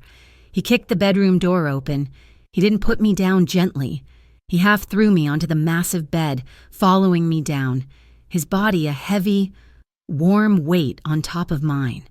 You, he growled, pinning my wrists above my head, will not run from me. Again, And you, I panted, will not burn. My choices. Our soaked clothes were in agony. He ripped his shirt open, the buttons scattering. I fumbled with the clasp of his belt. This wasn't the slow, trusting intimacy of the basement. This was a fire. This was an explosion. This was the storm. Inside. It was all a blur of cold, wet cloth being torn away, of hot skin, of trembling hands and bruising lips. It was a desperate, angry, emotional claiming. It was the only way we knew how to speak. It was a fight and a surrender and a desperate plea. It was everything. It was rage and comfort and a raw, possessive, animal need. It was the sound of the rain lashing the windows and the sound of our breathing and the desperate, silent understanding that we were both, in our own ways, completely and totally lost. In the aftermath, we lay tangled in the sheets, the sound of the storm a distant rumble. The adrenaline was gone, leaving behind a raw, shivering silence. He was on his back, his arm thrown over his eyes, his chest rising and falling in deep, ragged breaths. I was on my side, my hand resting on his chest, feeling his heart hammer under my palm. The anger was gone. The fight was over. I had to know. "Lorenzo," I whispered, my voice hoarse. He didn't move, but I knew he was listening. Who was she? He was still for a long time. I thought he wouldn't answer. I thought he would get up, get dressed, and walk back to his study, the walls back in place. He took his arm away from his eyes, staring at the high, dark ceiling. "My sister," he said. His voice was hollow. "Julia." I waited. "I was 19, he said, his voice flat, devoid of all emotion. A man reading a report. "My father. He sent me to Sicily to learn, to become this, to be the man who could take over. I was ambitious. I was stupid. I wanted to prove myself." He turned his head on the pillow, looking at me. His eyes were not the eyes of a boss or a killer. They were just empty. Julia was 16. She was like you, brave, stubborn. She thought she was in love. He wasn't a boyfriend. He was a recruiter. He was one of them. He told her he'd make her a model. He looked back at the ceiling. By the time I came back, she was gone. My mother was a wreck. My father, he looked for her his way. But they moved them so fast. They shipped them like cargo. His voice cracked. "Just a small hairline fracture. We found her," he whispered. 6 months later, in a hotel in the city, the one in the clipping. He turned on his side, his back to me, a final, protective gesture. She was 17. She was broken. She took a handful of pills. She killed herself. While I was in Sicily, learning how to be a man. His whole body shuddered. "I wasn't here. I promised my mother I'd protect her. I failed. I failed her." He was breaking. This man, this pillar of strength and rage, was crumbling in front of me. I didn't think. I moved. I pressed myself against his back, wrapping my arms around his waist, holding on. My cheek was against his shoulder blade. I could feel the tremors running through him. "You're not failing me, Lorenzo," I whispered, my own tears starting. "You're not." He didn't say anything. He reached back, his hand finding mine, his fingers gripping my hand so tightly. My bones ached. He held on. He just held on, as if I were the only thing keeping him from drifting away in the dark. We lay like that for, I don't know, an hour, an eternity. The buzzing of his phone on the nightstand was a violence. He tore his hand from mine. He sat up, the boss instantly back, his face a mask of stone in the dim light. He snatched the phone. "What?" He listened. His body went rigid. A bounty. From who? He was silent. His eyes were flat, dead. "The lieutenant," he said. Not a question. He listened again. "Who? My co-worker. How in the—" He looked at the desk. at the laptop I had used. The letter. Damn it, they were tracking her. They saw her reach out. He hung up, his thumb pressing the screen. Hard. He turned to me. The grieving brother was gone. The killer was back. That was Nico, the NYPD lieutenant. The one from your file. He's put a bounty on your head. Open contract. Anyone in the city. And he found you. He found us. Because he's using someone at your old firm. They tracked your email. They know you tried to talk. The old fear was there. A cold, sharp spike. But it was different. It was overlaid with a new, cold anger. My anger. We can't run, I said, sitting up, pulling the sheet around me. You can't hide me forever, Lorenzo. They'll always be looking. They'll always be hunting me, hunting us. I looked him in the eye. We have to stop them. We have to end this. Not just for us, for Julia, for all of them. He stared at me, seeing me. Not the victim, not the ghost. The woman from the range. The woman who had fought him in the storm. He nodded. A single, slow, lethal acknowledgement. You go public. You're a target for the rest of your life, he said. I'm already a target, I said. I'd rather be a target that fights back. A slow, cold smile touched his lips. It was the most terrifying, beautiful thing I had ever seen. Okay, he said. We go public, but not your way, not running. We go back. We go back to the city. We set a trap. We'll leak the information, but we'll do it our way. And we will dismantle that entire ring, from the prosecutor down to the last beat cop. We will burn them to the ground before they even smell the smoke. The drive back to Brooklyn was a silent, high-speed exorcism. We didn't return to the restaurant. The glass was still being replaced. The warning had been delivered instead.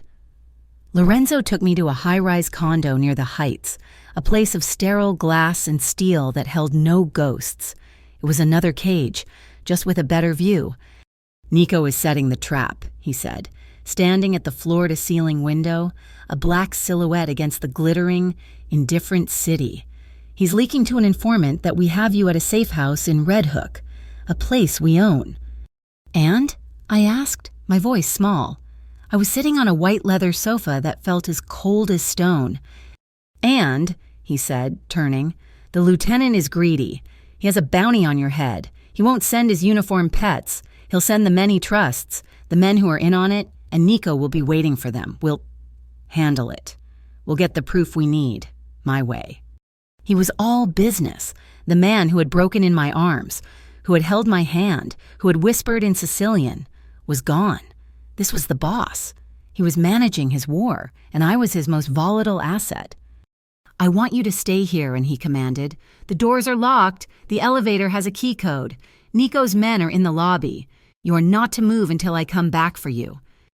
And what if your trap doesn't work? I asked, my voice trembling. What if they don't take the bait?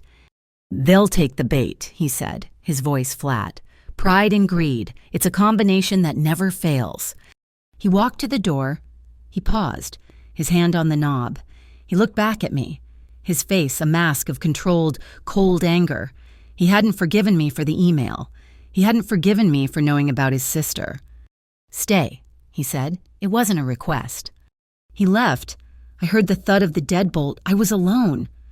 But I had lied. I had lied to him ever since we left the estate. The files in my messenger bag, the ones he had seen, the ones he thought were the beginning and end of it. They were just copies. The originals were still at the office. When I had first found the red file, I had been a paralegal, a terrified, meticulous paralegal. I had scanned the documents, yes, but I had also seen the audio recorder. I had seen the original ledgers, the ones with indented, handwritten notes, the real proof, and I had been too terrified to take them. I had hidden them, not in my desk, but in the archives, in a false-bottomed box I had used for years to hide personal items. Lorenzo's plan was good, but it was a trap to catch soldiers. I wanted the kings. His plan would start a war. Mine would end it. I had to go back. My hands were shaking. This was insane. I was a target. There was a bounty on my head. But the thought of sitting here, a porcelain doll on his protected shelf while he fought a war for me. I wasn't Julia. I wasn't a ghost. I was a participant. I waited an hour, an agonizing 60-minute eternity. I timed the guards in the lobby. I had seen them from the window. 2 men, in a black car. They weren't watching the door. They were watching the street. There was a service stairwell. I put on my sneakers. My hands were slick with sweat. My wound ached. A sharp, pulling protest. "You are an idiot, Camilla. You are a dead woman." I didn't care. I slipped out the service door into a dark concrete stairwell that smelled of bleach. I ran down 30 flights of stairs, my legs shaking, my side on fire. I burst out into a back alley, into the cold, damp night air.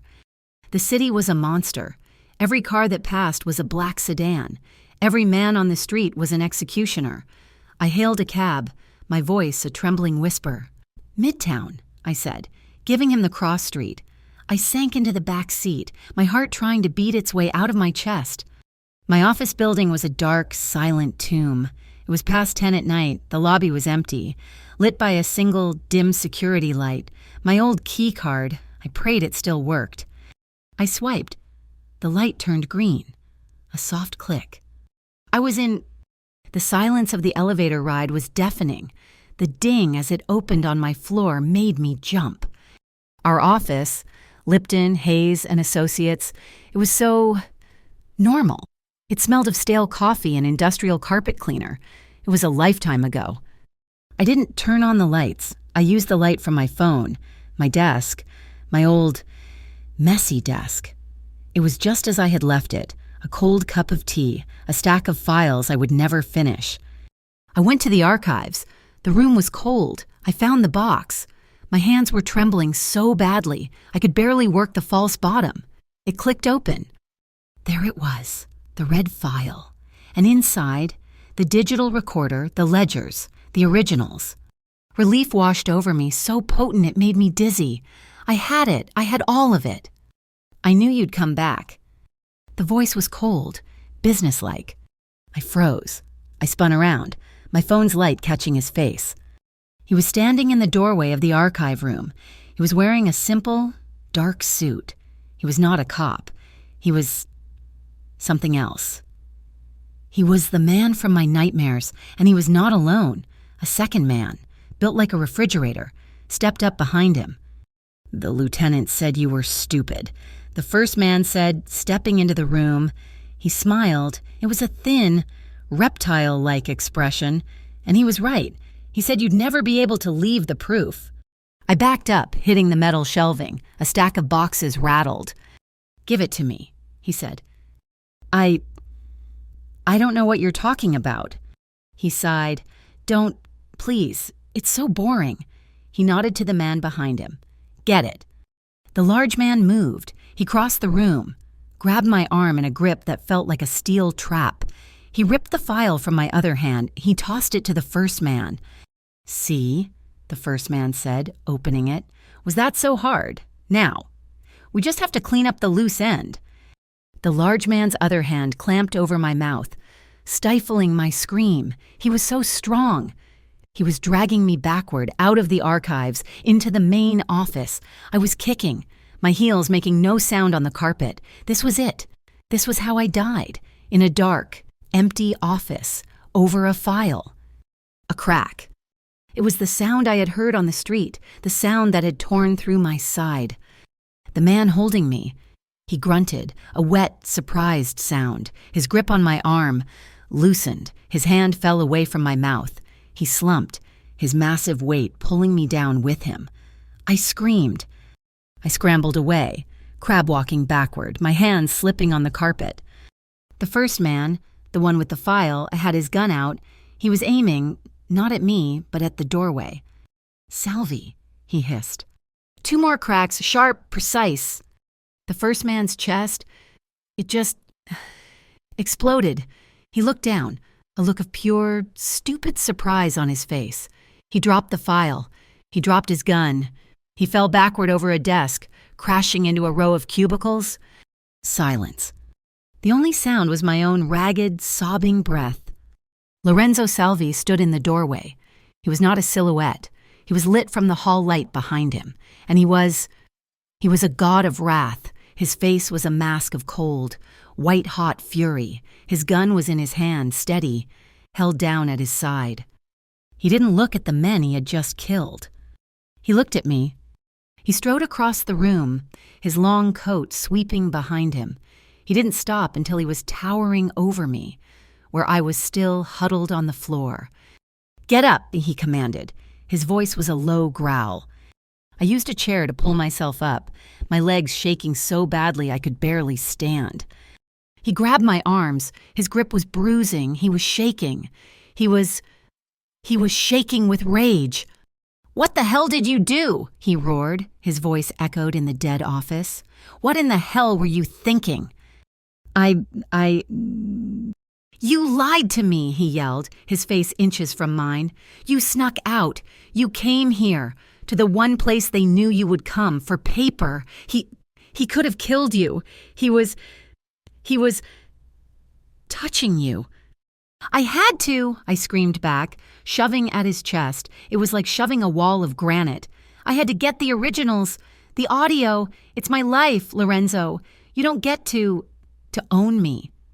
"Own you?" he bellowed, his eyes black with a fury I had never seen. "This isn't about owning you. This is about protecting you. I had a plan. I had my men. I had everything under control. And you tore it all to hell because you're a stubborn, reckless idiot. And you're a hypocrite," I shrieked, my own tears of rage and terror streaming down my face. You tell me to be dangerous, and then you try to lock me in a tower. I am not your sister. I am not your project to save. I won't just hide." The sound of distant sirens, getting closer. He growled, his voice breaking. He was at a loss for words. His grip on my arms was the only thing holding me up. The tension between us was a physical thing. It was a wire, pulled so tight it was screaming, "You stubborn." He didn't finish. He yanked me forward. His mouth crashed down on mine. It wasn't a kiss. It was an explosion. It was a punishment, and it was a war. It was all the rage and the terror and the frantic, desperate relief that I was alive. His lips were bruising, his teeth scraping mine. His hands left my arms, one tangling in my hair, gripping the back of my head, holding me in place. The other hand was frantic. It was on my back, my side, my waist, moving with a desperate, trembling urgency. He wasn't just holding me. He was checking me for wounds. He was assuring himself I was whole. I fought him, and I kissed him back. I poured every ounce of my fear, my anger, my defiance into it. My hands fisted in the front of his expensive coat, clinging to him. I was crying. He was shaking. This was not the slow burn of the basement. This was not the raw grief of the storm. This was chaos. This was the frantic, desperate, ugly, beautiful truth. He was furious because he cared. I was reckless because I trusted him to be there. The sirens were on the street now, loud. He broke the kiss, his forehead resting against mine. We were both panting, our breaths mingling. His eyes were closed. "They're here," I whispered, my lips numb, bruised. "I know," he rasped. His hand was still fisted in my hair. "Of all the stupid, idiotic, brave things." He opened his eyes. They were dark, stormy. "We have to go." He didn't let go. He just held me. "Lorenzo," I said, the sirens wailing. "I know," he growled. He kissed me again, once, hard, fast, a brand. "I know." He grabbed my hand. He bent down, scooped up the fallen file, and he pulled me. "Now." We didn't take the elevator. We ran, down the hall to the service stairs. We ran, hand in hand down 30 flights, our footsteps echoing in the concrete well. We burst out into the alley, just as the first blue and red lights painted the front of the building. We didn't stop running for 10 blocks. The warehouse was in Dumbo, tucked away by the river, a vast skeletal building that smelled of dust, mold, and the faint, salty tang of the East River. It was cold and dark. He got a single bare bulb to flicker to life in a small, caged-in office, illuminating a beat-up metal desk and 2 chairs. He was silent. The fury had cooled, leaving behind a grim, cold stillness. He was making calls, low, angry commands in Italian. He was calling off the trap in Red Hook. He was moving his men. I just sat. I was vibrating, the adrenaline slowly leaving my body, leaving me cold and shaky. He finished his call, snapping his phone shut. He stood in the middle of the vast, dark space, just watching me. "You're lucky to be alive," he said. His voice was flat. "I know. They were going to kill you." "I know, Lorenzo. If I hadn't followed you, if I hadn't put a tracker on your phone after the estate..." My head snapped up. You tracked me. You'd be dead if I hadn't," he shot back, unapologetic. I was too tired to be angry. I was just tired. You said you trusted me. "I trusted you to be brave," he said, walking closer. "I didn't trust you to be smart." I just looked at him. I held up the file. The audio, Lorenzo. The originals. They're worse than the copies. He took the file from me, and he sat at the desk. He took out the small digital recorder. He pressed play. The sound was tinny but clear. It was the prosecutor and the lieutenant. They were in a car. Maybe they were laughing. "Just cargo. Frank. Off the books. The manifest says textiles. The judge signs the order, and the Santoro family moves them before dawn." Lorenzo's head snapped up. His face was pale. "Cargo's a little young this time," the lieutenant's voice said. "They love 'em young." The prosecutor laughed. "And Judge Moran loves his cut. He doesn't care if they're 12 or 20. Just make sure the money is right." Lorenzo stopped the recording. "Santoro," he whispered. His voice was sick. "Who?" I asked. "The Santoro family. A rival. They're supposed to be old school. Drugs, gambling, not this." He looked at me, his eyes dead. "This isn't just cops. This isn't just a DA. This is our world, too. They're in bed with the Santoros. They're using our rules against us." He looked it through the ledgers. His finger traced a line. A second judge, Judge Santini. My God, it's all of them. The DA, the cops, 2 judges, and a rival family. He was silent for a long, long time. He just stared at the wall, the recorder in his hand, the weight of it. It was crushing. This wasn't just about justice. This was about a war, exposing this. It would break every truce. It would shatter the balance. It would bring the entire city down on his head. He looked at me. His face was calm. The storm was over. The cold, clear resolve was back. "Consequences be damned," he whispered. He opened a battered laptop on the desk. "They don't get to win." For the next 4 hours, he worked. He was meticulous, a different kind of general. He set up encrypted proxies. He created anonymous email addresses. He broke the audio file, the scanned ledgers, and the manifests into 5 separate, firewalled packages. "One for the Times," he murmured, his fingers flying. "One for the Post. One for that blogger in Queens. The one they can't buy. 2 for the National Wire Services. They'll all get it at 4 a.m. They won't be able to kill the story. It'll be too big. It'll be everywhere." He hit send. He set the timer. He closed the laptop. It was done. We sat in the dark, silent office, the single bulb humming above us. Outside, the first faint, dirty gray light of dawn was beginning to touch the filthy windows. The city was waking up. In a few hours, we were going to set it on fire. I looked at him. His profile was sharp, exhausted, and beautiful. "After this," I whispered, my voice hoarse from screaming, "they'll come for you. Not just the cops, the Santoro family, all of them. This is a war. Lorenzo, you just declared war on all of them." He didn't look at me. He looked out the window at the city that was his. He nodded. a single, slow acknowledgement. Then I'll make it worth it. We didn't go back to the condo. We didn't go back to the restaurant. He drove, his knuckles white on the steering wheel, his jaw a line of granite. He drove, and I watched the digital clock on the dashboard, 3:58 in the morning, 3:59. We were in his heavy, black sedan. The laptop was open on my lap. The timer on the email program ticked down to 0. The screen flashed, sent. "It's done," I whispered. My voice was a dry rasp. The files were gone. Sent to 5 journalists. A digital bomb set to explode across the city. Lorenzo didn't say anything. He just drove. He drove through the empty, sleeping streets of Brooklyn, the sky ahead of us turning from pitch black to a deep, bruised indigo. He was heading for the water. He parked the car under the massive stone arches of the Brooklyn Bridge. It was a cathedral of silence. The only sound, the distant hum of the city and the lapping of the East River. He cut the engine. The silence was deafening.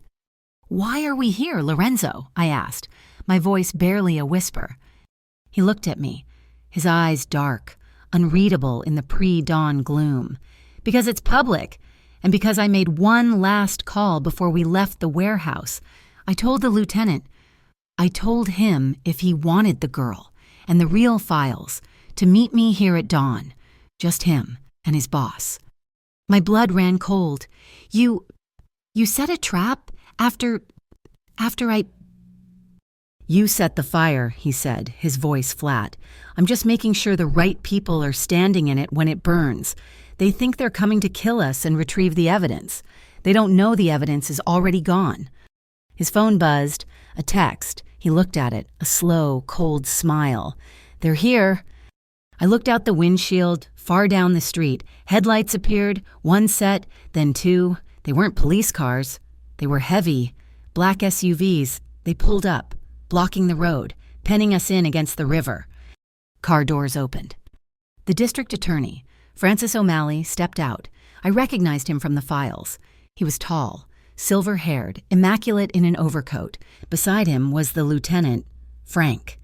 His face was a mask of cold rage, and with them, 5 other men, dark suits, professionals. They fanned out, guns already visible.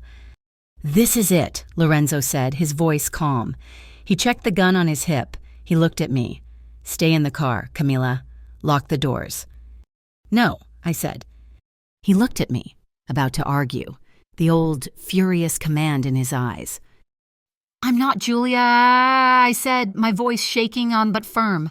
"I am not hiding. I am not a ghost. I'm ending this with you." His face softened.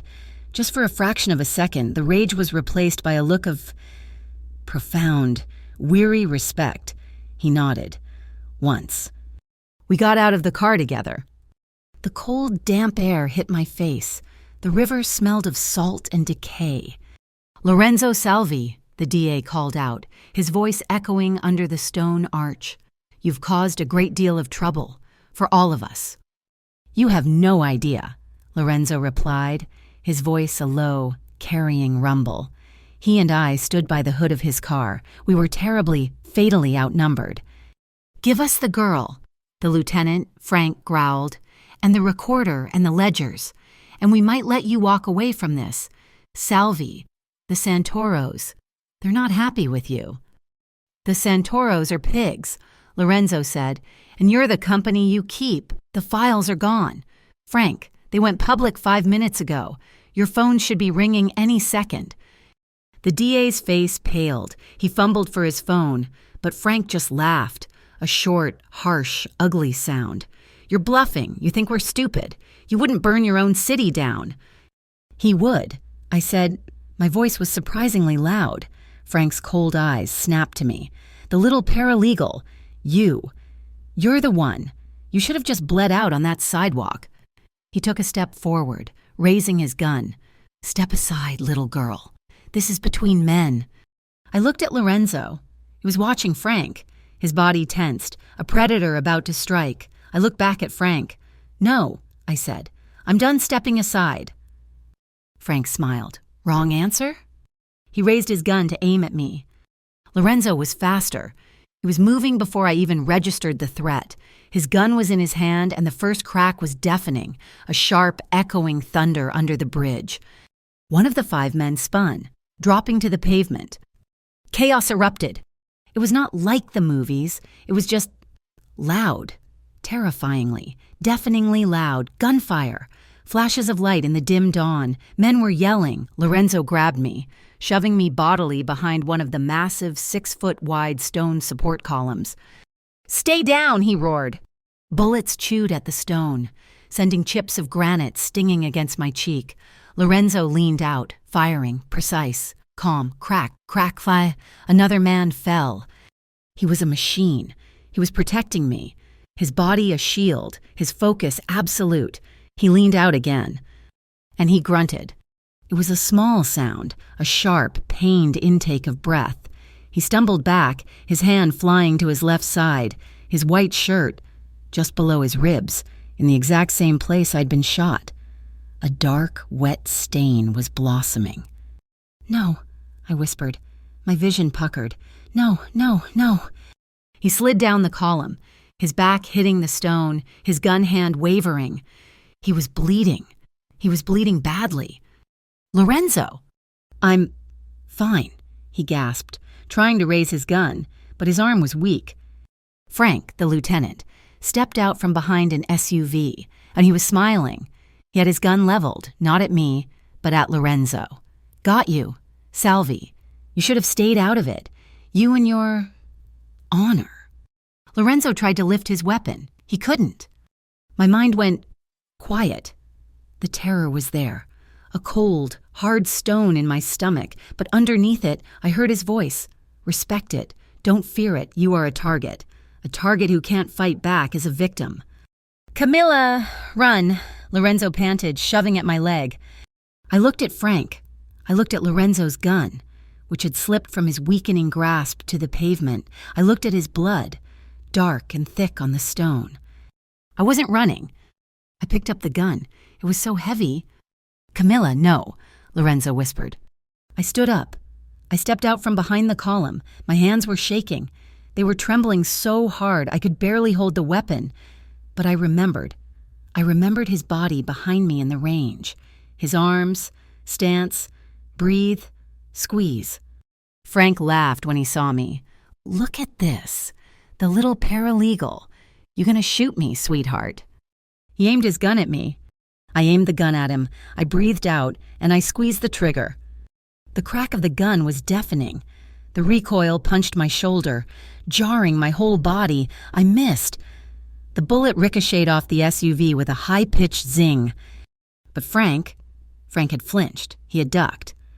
"You," he growled, standing up, his face furious. I squeezed the trigger again. My hands were trembling, but my eyes were clear. The shot hit him. Not in the chest, in the shoulder, a spray of dark something. He screamed, a high animal sound of rage and pain. He dropped his gun, clutching his arm. It was enough. Tires screamed, a black Escalade, Lorenzo's, mounted the curb. Nico burst out, followed by 3 of Lorenzo's men. They were not firing wildly. They were professionals. They moved. They took cover, and they neutralized the threat. The remaining 3 men were down in seconds. It was over. The DA, O'Malley, was on his knees, his hands in the air, screaming, "I'm a district attorney. I'm unarmed. Don't shoot. I'm unarmed." Then the sirens. Not just one. An army of them. They were coming from both sides of the bridge. "Boss!" Nico was at our column, his face pale. He saw Lorenzo. "My God!" "Get him in the car," I commanded. My voice was a blade. I didn't know I had it in me. "No," Lorenzo gasped. He was pale, sweating. He gripped my arm. We wait. We do this. Clean." The first squad cars skidded to a halt. Uniformed cops burst out, their guns drawn, their faces a mixture of confusion and horror. They saw the bodies. They saw the DA on his knees. They saw Frank, the lieutenant, bleeding and swearing. They saw me, a woman in jeans and a sweater, standing over a bleeding Lorenzo Salvi, his gun still smoking in my hand. "Drop the weapon," a young cop yelled, his voice cracking. "Drop it now!" I let the gun clatter to the pavement. A captain strode through the chaos. He wasn't looking at us. He was looking at his phone, his face white. "It's true," he whispered. He looked up, his eyes finding the DA, then the lieutenant. His face hardened into a mask of pure, cold disgust.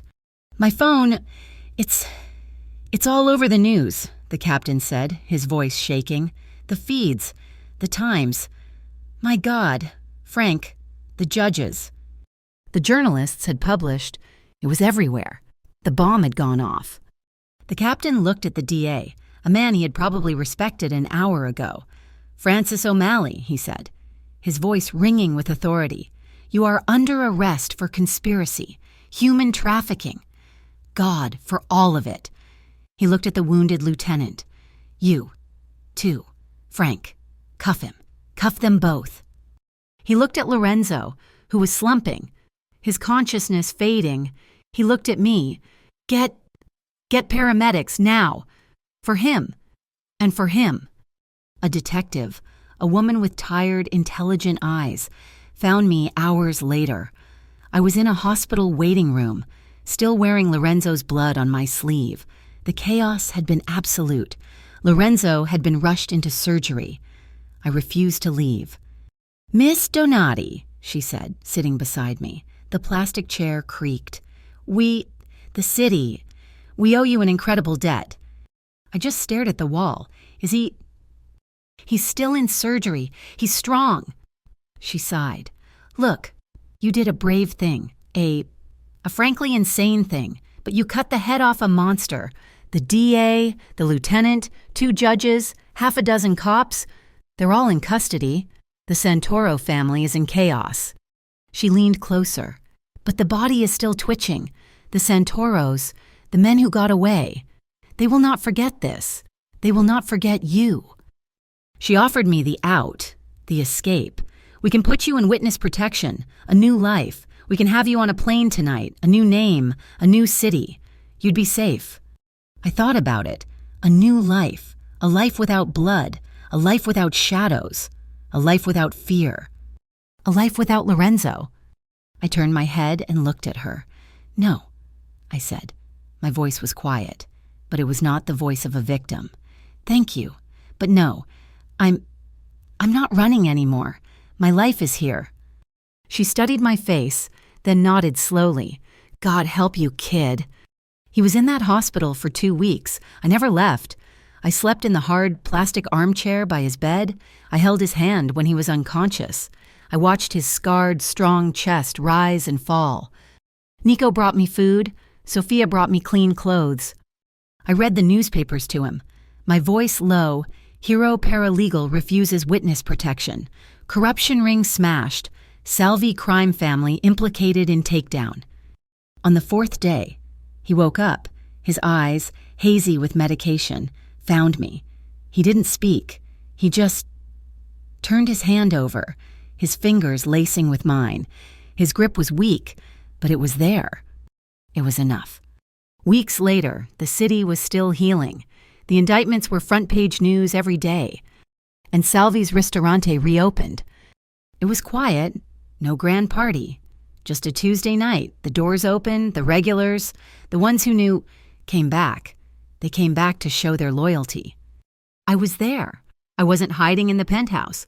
I wasn't a guest. I was at the front, by the reservations book. Sophia was at my side, her face proud. I was learning the business. I was learning the family. The penthouse was still mine, but it was ours now. He walked in just after 7. The restaurant went silent. He was limping.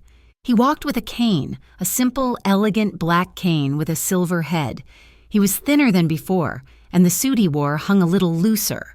A pale, angry scar cut through his left eyebrow, a permanent reminder of the shrapnel from the bridge. He was scarred, just like me. He ignored the stares. He ignored Nico, who tried to help him. He walked straight to me, at the hostess stand. He didn't say a word. In front of the entire, silent dining room, he took my hand. He brought it to his lips, turning it over, and pressed a kiss into my palm. It was a slow, deliberate, possessive kiss. It was a declaration, in his world, in front of his people. He was branding me as his... "Lorenzo," I whispered, my face burning. "People are watching."